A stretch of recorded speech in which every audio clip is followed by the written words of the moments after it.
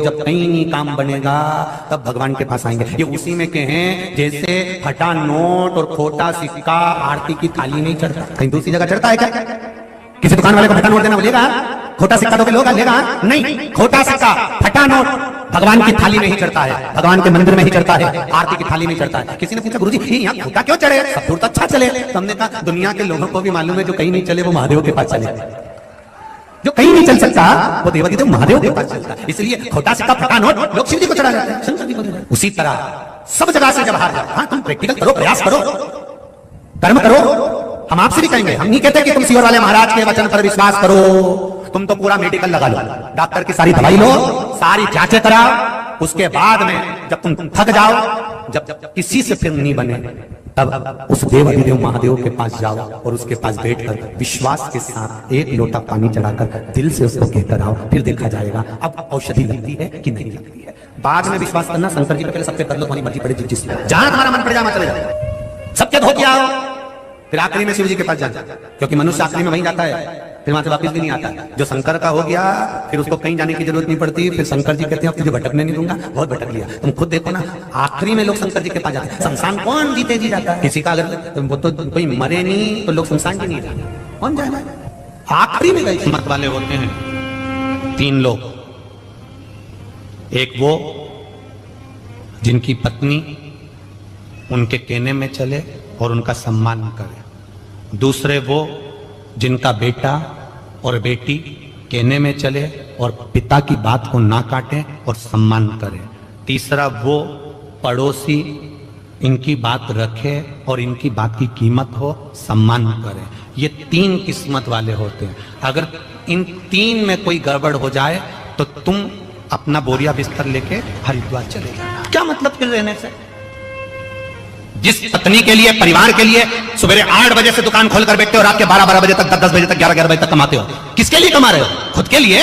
खुद पर तो कभी खर्च करते नहीं देखा। बेटे को दिलाया 22,000 का, 50,000 का मोबाइल, खुद लेके बैठा कीपैड, किसके लिए खर्च करा? पत्नी रोज जाए, आनंद करे, डेंटिंग पेंटिंग का आनंद लेवे, रोज आधा घंटा जाके कुर्सी पे बैठ जाने, धागा से यूं चीज करती रहे, किसके लिए कमाया? कमाया अपने परिवार के लिए, खुद के लिए नहीं कमाया। और जब तुमने अपनी पत्नी के लिए, अपने बच्चों के लिए, अपने परिवार के लिए कमाया और वही पत्नी तुम्हारी नहीं सुने, तुम्हारा आदर नहीं करे, सम्मान नहीं करे, जरा जरा सी बात में चिल्ला के दौड़े, और जो बेटे के लिए तुमने इतनी प्रॉपर्टी बनाई है, जिस बेटे के लिए इतनी जायदाद बनाई है, जिस बेटे के लिए इतनी सत्ता बनाई है, और वही बेटा चिल्ला के दौड़े, तो फिर तुमने जोड़ा किसके? कमंडल उठाओ, नर्मदा परिक्रमा चलो, क्या किसको रोई है? बोलो बोलो जरा जम के, चादर तान के सोई। पूरा इतिहास गवाह है, शास्त्र वर्णन करते हैं।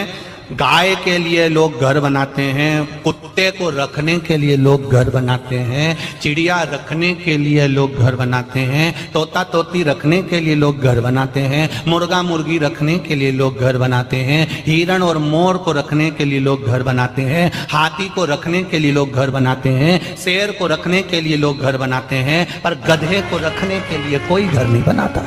और जो बच्चे तुम्हारी नहीं सुने, आदर नहीं करे, सत्कार नहीं करे, चिल्ला के दौड़े, तो वो समझ जाओ फिर इनके लिए 3 मंजिल बिल्डिंग काहे के लिए बनाना? गधे के लिए कोई घर बनाता है?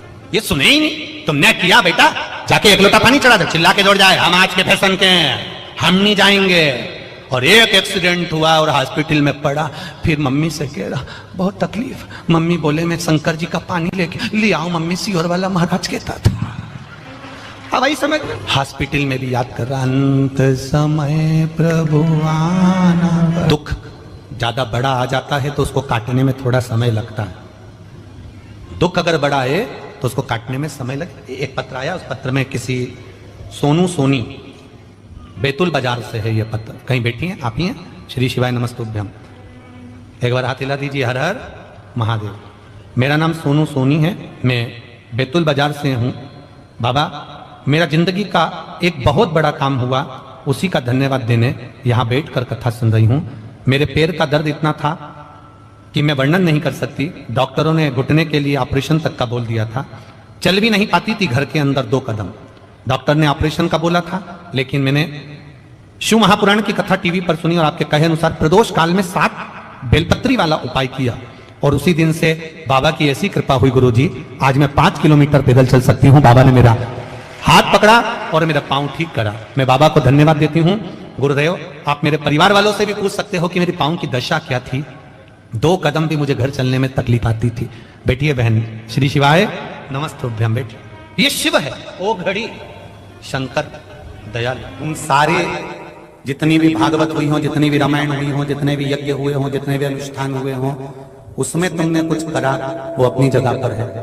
पर शंकर के मंदिर में, शिव महापुराण में एक बार जो थोड़ा सा कर देता है वो मरते दम तक खत्म नहीं होता, वो हमेशा अजर और अमर होता है। शिव को अमरनाथ कहते हैं, शंकर भगवान को अमर तत्व कहते हैं। देवता समुद्र मंथन में निकले हुए अमृत को पीकर अमर हुए थे और मेरे शंकर तो विष पीकर अमर हुए थे। संसार में कोई ऐसा है जो विष पीकर अमर होता? मेरा महादेव बिल्कुल विपरीत, एकदम विपरीत। ध्यान से सुनना, जितने दूसरे नंबर के पंडाल में बैठे हो, जितने तीसरे नंबर के पंडाल में बैठे, क्योंकि सामने वाले पंडाल वाले तो हमको दिख रहे हैं, पर साइड वाले तुम लोग जरा ध्यान से सुनना रहे, कोने में सट सट के बैठे हो, बहुत ध्यान से सुनिए। देवता अमृत पीकर अमर हुए हैं, पर दुनिया में कोई ऐसा नहीं होगा जो विष पीकर अमर होता होगा। उसमें भी केवल एक देव महादेव ऐसे हैं जो विष पीकर अमर होते हैं। और अमृत पीने वालों का कोई नाम नहीं लेता, पर विष पीने वाले तो आज भी लोग नीलकंठ महादेव के नाम से पहचानते हैं। आज भी नीलकंठेश्वर महादेव के नाम से दुनिया के लोग पहचानते हैं, क्योंकि इसने विष पिया। माँ बाप की मिली हुई प्रॉपर्टी पर, माँ बाप के मिले हुए धन पर, माता पिता के मिली हुई संपदा पर तो दुनिया ऐश कर लेती है साहब, दुनिया ऐश करती है। पर जिसके पास में ना माँ बाप ने धन दिया हो, ना प्रॉपर्टी दी हो, ना सत्ता दी हो, छोटी सी काम कर छोटा सा काम करते करते करते करते करते करते करते करते जब वो उन्नति की सीढ़ी पर चढ़ता है, इसी को कहते हैं नीलकंठेश्वर महादेव।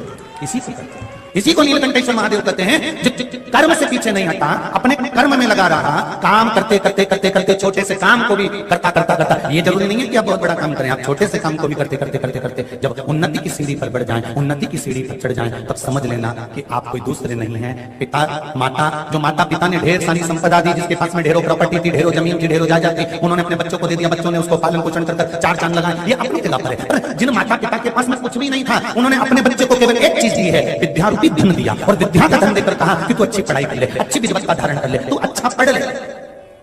एक माता पिता और एक स्कूल का शिक्षक, टीचर, ये दोनों बड़े गजब होते हैं। माता पिता भी अपने बच्चों से कहते हैं पढ़ाई कर लो जिंदगी बन जाएगी, और शिक्षक भी कहते हैं पढ़ाई कर लो जिंदगी बन जाएगी। पर जब हम छोटे रहते हैं ना, तो हमें माँ बाप के शब्द भी अच्छे नहीं लगते हैं, और जब बोलो टीचर के शब्द भी अच्छे नहीं लगते। पर जब हम स्कूल कॉलेज से निकल जाते हैं और जब हमारी जिंदगी की लाइफ को हम आगे बढ़ा रहे होते हैं, तब हमारे माँ बाप के शब्द और हमारे टीचर के शब्द हमें बार बार याद आते हैं। वो कहते थे थोड़ा पढ़ ले तो अच्छा बन जाएगा, थोड़ा पढ़ ले तो जिंदगी बन जाएगी। पर हमने उनको हल्के में लिया। जितने नवयुवक बच्चे यहाँ पर बैठे हुए हैं, जितने बेटे बेटियां यहाँ पर बैठे हुए हैं, जितने आस्था चैनल पर नवयुवक बच्चे कथा सुन रहे हैं, जितने फेसबुक यूट्यूब पर नवयुवक बच्चे कथा सुन रहे हैं, मैं उनसे कहूंगा तुम्हारे माता पिता तुम्हारे मार्ग को प्रशस्त करने वाले हैं, और जो शिक्षक तुमको स्कूल में और कॉलेज में पढ़ा रहे हैं, ये शिक्षक तुम्हारे मार्ग को प्रशस्त करने वाले हैं। आज ये तुम्हें पढ़ाकर लिखाकर अकुरिण्यता का भाव प्रदान करेंगे, आगे लेकर जाएंगे। समझना तुमको पड़ेगा। अमृत पीने के बाद तो लोग भले कह दें कि इसने अमृत पिया है, ये अमर हो गया है, पर विष पीने के बाद अगर कोई अमर हो रहा है तो ये देवादिदेव महादेव नहीं है, उसके सिवाय कोई दूसरा। श्री शिवाय नमस्तुभ्यम, हर हर महादेव। ऐसे ही गुरुजी के क्लिप सुनने के लिए हमारे चैनल को सब्सक्राइब करें और बेल आइकन को प्रेस करें। श्री शिवाय नमस्तुभ्यम।